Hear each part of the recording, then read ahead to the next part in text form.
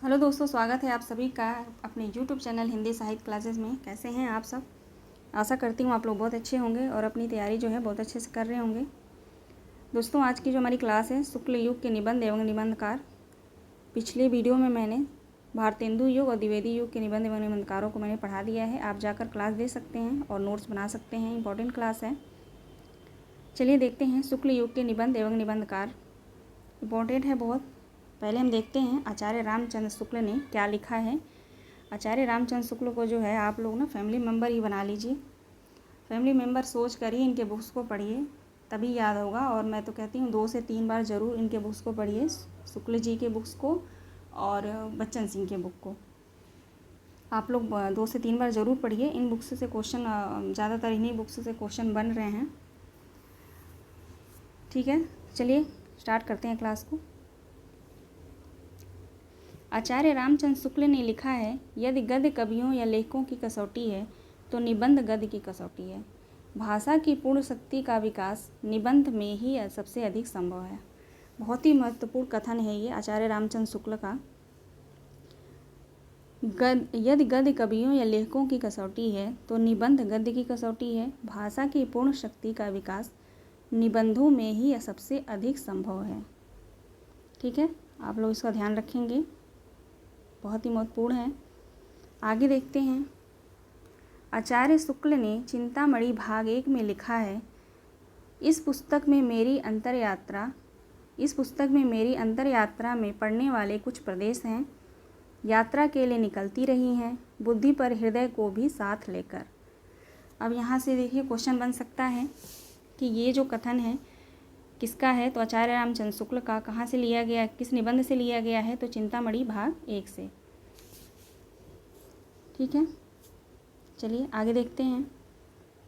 आगे है आचार्य रामचंद्र शुक्ल के प्रमुख निबंध संग्रह, संपादक व उनमें संकलित निबंध। ठीक है, यहाँ पे है निबंध संग्रह, ये संग्रह है, संग्रहार नहीं है, यहाँ पे संग्रह है। यहाँ पे निबंध संग्रह, संपादक, वर्ष और संकलित निबंध। अब देखते हैं आचार्य रामचंद्र शुक्ल का जो है निबंध चिंतामणि भाग 1, इनका जो है निबंध चिंतामणि भाग 1, संपादक हैं आचार्य रामचंद्र शुक्ल। वर्ष जो है, प्रकाशन वर्ष जो है इसका 1939। अब इसमें कौन कौन से निबंध संकलित हैं ये देखते हैं।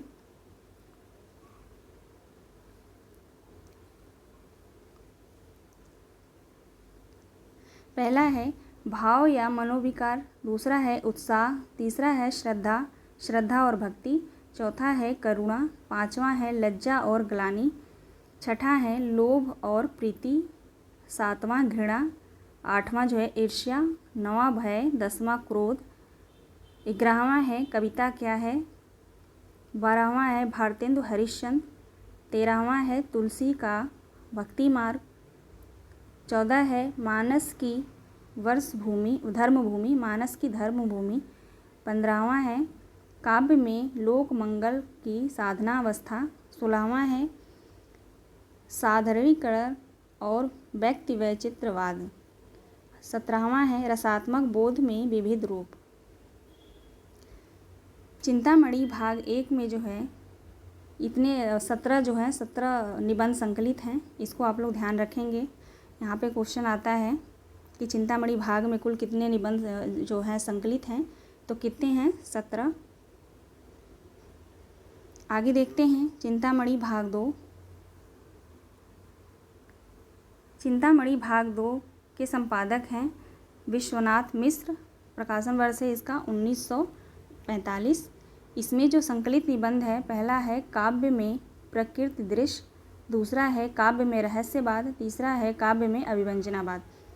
इसको याद करना आसान है, काव्य करके है। पहला काव्य में प्रकृति दृश्य, दूसरा काव्य में रहस्यवाद, तीसरा काव्य में अभिव्यंजनावाद। ये आसानी से याद हो जाएगा, आप लोग याद कर लीजिए। चिंतामणि भाग 3। चिंतामणि भाग 3 के संपादक जो हैं नामवर सिंह हैं। इसका प्रकाशन वर्ष है 1983। इसमें संकलित निबंध यहाँ पर नहीं दिया गया है। अब हम चिंतामणि भाग 4 को देखते हैं। चिंतामणि भाग 4 के जो संपादक हैं कुसुम चतुर्वेदी और ओम प्रकाश सिंह। अब इसका जो प्रकाशन वर्ष है, इसमें जो संकलित निबंध है 1902 से लेकर 1939 तक प्रकाशित निबंध, कुल कितने निबंध है? 47 कुल निबंध है इसमें 47। चिंतामणि भाग 4 में कुल कितने निबंध हैं? निबंधों की संख्या है तो 47 निबंध इसमें संकलित हैं। और संपादक हो जाएंगे कुसुम चतुर्वेदी एवं ओम प्रकाश सिंह।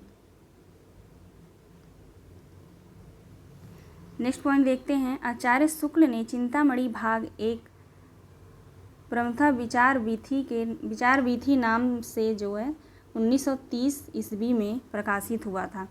आचार्य रामचंद्र शुक्ल का जो निबंध है चिंतामणि भाग 1 वो सर्वप्रथम विचार विधि नाम से सन 1930 में जो है प्रकाशित हुआ था। कविता क्या है? निबंध सर्वप्रथम सरस्वती पत्रिका में सन 1909 ईस्वी में प्रकाशित हुआ था। आप लोग देख रहे होंगे हर एक लाइन में 2 से 3 क्वेश्चन बनेंगे यहाँ पे, ठीक है। बहुत ही इम्पोर्टेंट है ये, आप लोग बहुत ध्यान से इसको पढ़ लीजिएगा और याद कर लीजिएगा, ठीक है।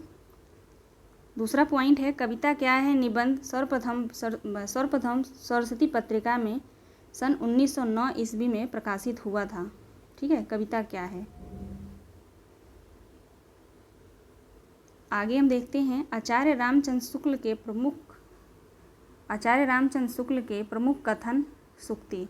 ये जो आचार्य रामचंद्र शुक्ल ने जो कथन कहे हैं वो नीचे दिया गया है, चलिए देखते हैं। पहला है श्रद्धा और प्रेम के योग का नाम भक्ति है। आचार्य रामचंद्र शुक्ल क्या कहते हैं? श्रद्धा और प्रेम के योग का नाम भक्ति है। दूसरा है श्रद्धा का व्यापार स्थल विस्तृत है, प्रेम का एकांत, प्रेम में घनत्व अधिक है, श्रद्धा में विस्तार। क्या कहते हैं? श्रद्धा में व्यापार स्थल विस्तृत है, प्रेम का एकांत, प्रेम में घनत्व अधिक है, श्रद्धा में विस्तार। तीसरा क्या कहते हैं? लोभ सामान्योन्मुख होता है, प्रेम विशेषोन्मुख। लोभ जो है सामान्योन्मुख होता है और प्रेम विशेषोन्मुख होता है। चौथा क्या कहते हैं? करुणाशील और सात्विकता का संस्थापक भाव है। करुणाशील और सात्विकता का जो है संस्थापक भाव होता है। पांचवा है सामाजिक जीवन में स्थिति और पुष्टि के लिए करुणा का प्रसार आवश्यक है। अभी बहुत ही महत्वपूर्ण लाइन है ये, छठा, बैर क्रोध का आचार या मुरब्बा है। कई पेपरों में जो है पूछा जा चुका है ये। यदि प्रेम स्वप्न है तो श्रद्धा जागरण है। सातवां है यदि प्रेम स्वप्न है तो श्रद्धा जो है जागरण है। आठवां है जिस प्रकार आत्मा की मुक्तावस्था ज्ञान दशा कहलाती है, उसी प्रकार हृदय की मुक्तावस्था रस दशा कहलाती है। हृदय की इसी मुक्ति साधना के लिए मनुष्य की वाणी को जो शब्द विधान करती आई है उसे कविता कहते हैं, ठीक है। चलिए आगे देखते हैं। नौवां है गुण प्रत्यक्ष नहीं होता, उसके आश्रय और परिणाम प्रत्यक्ष होते हैं। अनुभवात्मक मन को आकर्षित करने वाले आश्रय और परिणाम हैं, ये गुण नहीं। यही अनुभूति के विषय हैं, अनुभूति पर प्रवृत्ति और निवृत्ति निर्भर हैं। अनुभूति मन की पहली क्रिया है, अनुभूति जो है मन की पहली क्रिया है, संकल्प विकल्प दूसरी। आगे देखते हैं अगला कथन क्या है। 10वां है जैसे वीर कर्म से पृथक वीरत्व तो कोई पदार्थ नहीं, वैसे सुंदर वस्तु से पृथक सौंदर्य कोई पदार्थ नहीं है। यहाँ पे क्या कहा है आचार्य रामचंद्र शुक्ल ने? जैसे वीर क्रम से पृथक वीरत्व तो कोई पदार्थ नहीं है, वैसे ही सुंदर वस्तु से पृथक सौंदर्य कोई पदार्थ नहीं है। आगे देखते हैं आगे क्या कहा है शुक्ल जी ने। लोक में फैली दुख की छाया को हटाने से ब्रह्म की आनंद कला जो शक्तिमय रूप धारण करती है, उसकी विषणता में भी अद्भुत मनोहरता, कटुता में भी अपूर्ण मधुरता, प्रचंडता में भी गहरी आर्द्रता साथ लगी रहती है। विरुद्धों का यही सामंजस्य कर्म क्षेत्र का सौंदर्य है, जिसकी ओर आकर्षित हुए बिना मनुष्य का हृदय नहीं रह सकता। ये सभी कथन जो हैं बहुत ही महत्वपूर्ण हैं, आप लोग ध्यान से इसको पढ़ लीजिएगा और याद कर लीजिएगा। अब जो है शुक्ल युग के अन्य जो महत्वपूर्ण निबंधकार हैं उनके निबंध को हम देखते हैं। अब जो हम देखेंगे शुक्ल युग के अन्य महत्वपूर्ण निबंधकार एवं उनके निबंध। पहले जो निबंधकार हैं बाबू गुलाब राय, इनके निबंध को देखते हैं। इनका निबंध है पहला, ठलुआ क्लब, फिर निराशा क्यों, मेरी असफलताएं, कुछ उथले कुछ पुथले, मेरे मकान, मेरे नापीताचार्य, मेरी दैनिकी का एक पृष्ठ, प्रतिभोज, 9वां है अध्ययन और आस्वाद, 10वां है प्रबंध प्रभाकर, 11वां है मेरे निबंध। प्रबंध प्रभाकर का जो है वर्ष है 1954 और मेरे निबंध का जो है 1955 है। ठीक है, अब इसका ट्रिक आप लोग ऐसे बना सकते हैं। बाबू गुलाब राय जो है ठलुआ क्लब में बैठे थे निराश होकर। बाबू गुलाब राय जो है ठलुआ क्लब में बैठे थे निराश होकर। कुछ उछले कुछ उथले कुछ गहरे जो है इनके जो है दिमाग में चल रहा था।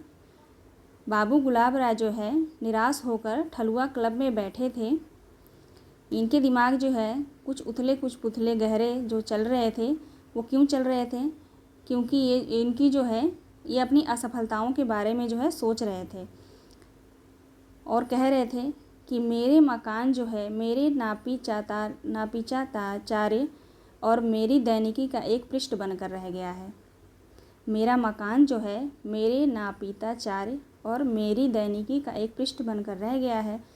मैंने तो किसी को प्रतिभोज भी नहीं कराया। ठीक है, इतना आप लोग इस ट्रिक से याद कर लीजिएगा। बाकी जो नीचे का जो 3 बचता है आप लोग ऐसे याद कर लीजिएगा, अध्ययन और आस्वाद, प्रबंध प्रभाकर और मेरे निबंध। आशा करती हूँ आप लोगों को समझ में आया होगा। चलिए दूसरे निबंधकार को देखते हैं। यहाँ पे हैं चतुर्सेन शास्त्री। इनके निबंध हैं अंतःस्थल 1921, तरलागिनी 1936, मेरी खाल की हाय 1939। इनकी ये 3 ही हैं, आसानी से याद हो जाता है। चलिए आगे देखते हैं। आगे हैं पदुमलाल पुन्नालाल बख्शी। इनके निबंध हैं पंचपात्र, पद भवन, कुछ और कुछ, अतीत स्मृति, उत्सव। छठा है श्रद्धांजलि के 2 फूल, रामलाल पंडित। अब इसको भी ट्रिक के माध्यम से थोड़ा बहुत ट्रिक बनाते हैं इसका भी, क्योंकि इतने सारे होते हैं, बिना ट्रिक के माध्यम से आप लोग नहीं बनाएंगे तो याद होना मुश्किल हो जाता है। याद तो हो जाएगा बट भूल जाएगा। ठीक है, कोशिश करते हैं। पदुमलाल पुन्नालाल बख्शी जो हैं किसी उत्सव में गए रहते हैं। ठीक है, पदुमलाल पुन्नालाल बख्शी जो है किसी उत्सव में गए रहते हैं, तो वहाँ पे देखते हैं कि सभी लोग जो है श्रद्धांजलि के 2 फूल जो है चढ़ा रहे हैं। वहाँ पे उत्सव में गए रहते हैं, वहाँ पे देखते हैं कि श्रद्धांजलि के जो 2 फूल है वो चढ़ा रहे होते हैं। पूछते हैं भाई ये तो उत्सव है, तो यहाँ पे जो है किसकी श्रद्धांजलि दी जा रही है? तो वहाँ के लोग जो होते हैं वो बोलते हैं रामलाल पंडित जी की। तो ये सोचते हैं कि अतीत की स्मृति भी कुछ ऐसी है, अतीत की स्मृति भी कुछ और कुछ ऐसी ही है ना। ऐसे 2 ये आप लोग ऐसे याद कर लीजिएगा, पंचपात्र और पद भवन। अतीत की स्मृति भी कुछ और कुछ है, पंचपात्र और पद भवन। इस तरीके से आप लोग इसको याद कर लीजिएगा। बाकी आप लोग और आसानी से बना सकते हैं, तो आप लोग उस ट्रिक से याद कर लीजिएगा जैसा आप लोगों को ठीक लगे। आगे देखते हैं शिव पूजन सहाय का एक ही है, कुछ अब इनको इससे ऐसे याद कर लीजिएगा, शिव पूजन सहाय। जो शिव पूजन सहाय जो हैं वो, उनसे हम लोग कुछ ना कुछ कहना चाहते हैं। जो शिव पूजन है, शिव भगवान हैं, उनसे हम लोग कुछ ना कुछ कहना चाहते हैं, तो इस तरह से इसको रिलेट कर लीजिएगा। आगे हैं शांति प्रिय द्विवेदी। आगे के जो हैं शांति प्रिय द्विवेदी, इनके निबंध को देखते हैं। पहला है कवि और काव्य, दूसरा है साहित्यिकी, तीसरा है जीवन यात्रा, चौथा है संचारिणी, पांचवा है युग और साहित्य, छठा है सामायिकी, सातवां है धरातल, आठवां है प्रतिष्ठान, नौवां है, ये 9 है साकल्य, 10वां है आधान और 11वां है वृत्त और विकास। चलिए, इसका ट्रिक तो मैंने बनाया नहीं है। मैं तो आप लोगों को बता दूं दोस्तों, मैं बिना ट्रिक का तो मैं याद करती नहीं हूँ। मैं खुद के एक्सपीरियंस पे आपको बता रही हूँ। मैं जब भी पढ़ती थी तो मैं ट्रिक के माध्यम से ही मैंने बनाया। सारे उपन्यास, कहानी, नाटक, आत्मकथाएँ जो है मैंने सब कुछ ट्रिक से ही बनाया है टोटल। जो है ये आलोचना और निबंध, इनके ट्रिक जो है थोड़े मुश्किल होते हैं, बन जाएंगे लेकिन थोड़े मुश्किल होते हैं, है ना। तो मैं आप लोगों को जब निबंध नहीं, उपन्यास और कहानी, नाटक जो भी मैं पढ़ाऊँगी, उनमें मैंने बहुत अच्छे अच्छे ट्रिक बना रखे हैं। वो सब मैं आप लोगों से बताऊँगी उस टाइम। चलिए आगे देखते हैं।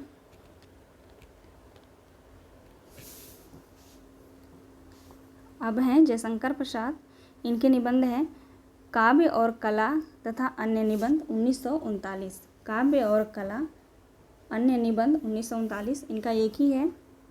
आगे हैं सूर्यकांत त्रिपाठी निराला, इनका है प्रबंध प्रतिमा, प्रबंध प्रतीक्षा, प्रबंध पूर्णिमा, चाबुक, चयन, प्रबंध पदम।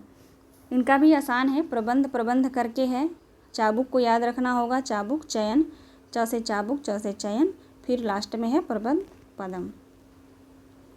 ठीक है, अब आगे देखते हैं।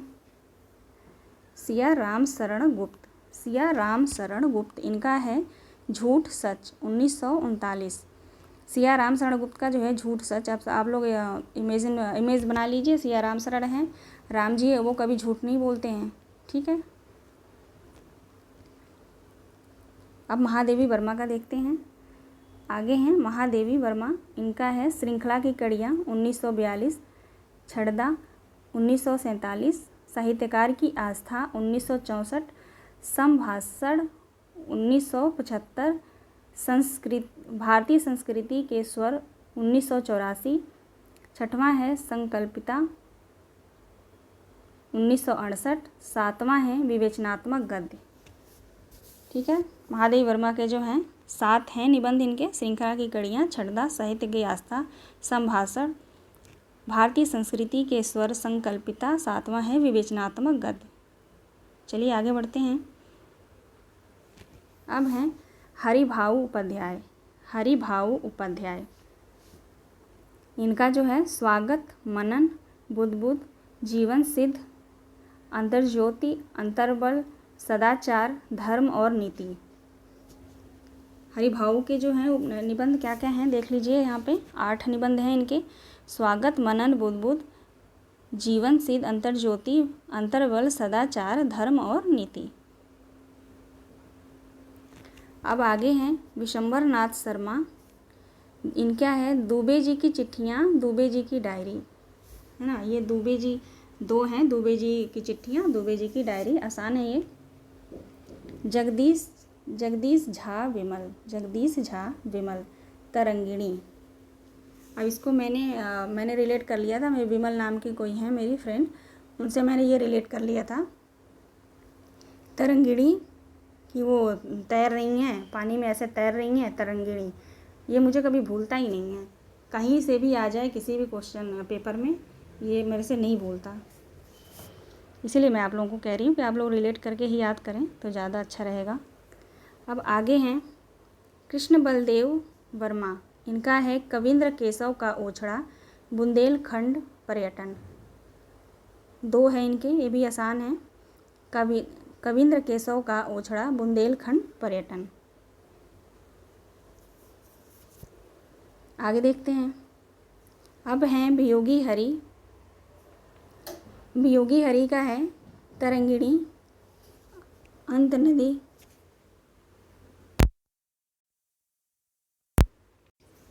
तरंगिणी है, अंत नदी है, पगली भावना। तीसरा है पगली, चौथा है भावना, पांचवा है ठंडे छींटे, छठा है मेरी हिमाकतु यूं भी तो देखिए। वियोगी हरि जी के हैं तरंगिणी, अंत नदी, पगली भावना, ठंडे छींटे, मेरी हिमाकतु यूं भी तो देखिए। यूं भी तो देखिए जो है 1958 में है। राहुल संस्कृत्यायन का देखते हैं। इनका एक है साहित्य निबंधावली। पीताम्बर दत्त वर्थवाल के हैं मकरंद। ये एक एक हैं इनके, आपको आसानी से याद हो जाएगा। आगे है हरिशंकर शर्मा। इनके हैं पिंजरा बोल, चिड़ियाघर, मिस पॉलिसी की आत्मकहानी, देवियों का दबदबा, बेकार विद्यालय, संपादक जंतु। अब इसका ट्रिक जो है बना लेते हैं। हरिशंकर परसाई, हरिशंकर परसाई। हरिशंकर परसाई जो है चिड़ियाघर जाते हैं, वहाँ पे देखते हैं कि यहाँ बहुत पिंजड़ा है। चिड़ियाघर में जाकर देखते हैं यहाँ बहुत पिंजड़ा है। कहते हैं मिस पॉलिसी की आत्मकहानी यहाँ पे कोई सुनाता है क्या? मिस पॉलिसी की आत्मकहानी कोई सुनाता है? तो वहाँ पे जो लोग थे वो बोले नहीं भैया, यहाँ तो देवियों का दबदबा है, बेकार का विद्यालय है ये, यहाँ पे तो संपादक जंतु हैं, है ना। हरिशंकर परसाई जो है, डॉक्टर हरिशंकर शर्मा, परसाई नहीं सॉरी, डॉक्टर हरिशंकर शर्मा जो है चिड़ियाघर में जाते हैं और वहाँ देखते हैं यहाँ पे तो बहुत सारा पिंजड़ा है। पिंजड़ा से पिंजड़ा बोल। वहाँ पूछते हैं मिस पॉलिसी की आत्मकहानी है क्या यहाँ पे? तो वो लोग कहते हैं, वहाँ पे जो लोग हैं कहते हैं नहीं भैया, यहाँ तो देवियों का दबदबा है, बेकार विद्यालय है ये, यहाँ के संपादक जो हैं जंतु हैं, यानी जंतु रखते हैं सिर्फ। इस तरह का देखिए, कहानी कोई भी बने, ये मत सोचिएगा कि ये कहानी बनाऊँगा तो मैं ऐसे होगा, कुछ भी कैसे भी बने वो, आप लोग उसको बनाइए और याद करिए। बस हमें कहानी बनाने से मतलब है, याद होने से मतलब है। ठीक है, चलिए आगे देखते हैं। आगे है शिव पूजन सहाय को भाषा का जादूगर कहा जाता है। शिव पूजन सहाय को जो है भाषा का जादूगर कहा जाता है। क्वेश्चन आता है भाषा का जादूगर किसे कहा जाता है, तो शिव पूजन सहाय हो जाएंगे। दूसरा है निराला शिव पूजन सहाय को हिंदी भूषण नाम से संबोधित करते हैं। सूर्यकांत त्रिपाठी निराला जी जो हैं शिव पूजन सहाय को हिंदी भूषण नाम से संबोधित करते हैं। अब यहाँ भी ये क्वेश्चन आ सकता है ना, सूर्यकांत त्रिपाठी निराला जो है हिंदी भूषण किस कवि को कहते हैं, तो राइट आंसर हो जाएगा शिव पूजन सहाय।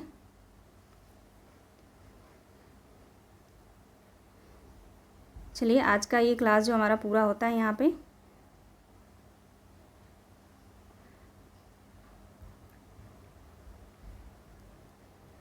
शुक्ल युग के जो निबंध और निबंधकार जो हैं जितने भी थे मैंने लिए थे यहाँ पे, इम्पोर्टेंट हैं। आप लोग, आशा करती हूँ आप लोगों को समझ में आया होगा। समझ में आया होगा तो आप लोगों को कमेंट के माध्यम से बताइएगा। ठीक है, चलिए आप लोग अपनी पढ़ाई आराम से करते रहिए, बहुत अच्छे से पढ़ाई करिए, तैयारी करिए। बहुत बहुत धन्यवाद आप सभी का। मिलते हैं नेक्स्ट क्लास में।